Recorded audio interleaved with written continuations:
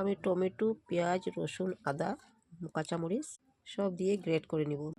মশলা আমার গ্রেট করা হয়ে গেছে। গ্রেট করা মশলাটা ঢেলে নিব।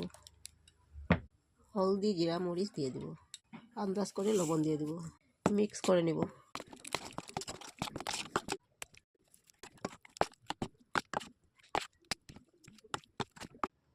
সব কিছু দিয়ে মাছটা আমি মেখে নিয়েছি। এখন চচ্চড়ি বানিয়ে নিব। তেল গরম হয়ে গেছে। কালো জিরে ভাজা হয়ে গেছে। মাছ দিয়ে দেব।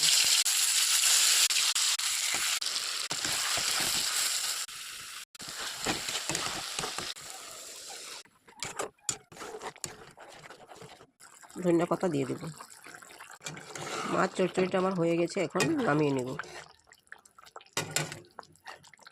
চচ্চড়ির রেসিপি ভালো লাগলে লাইক করবেন, শেয়ার করবেন, সাবস্ক্রাইব করবেন। Thank you.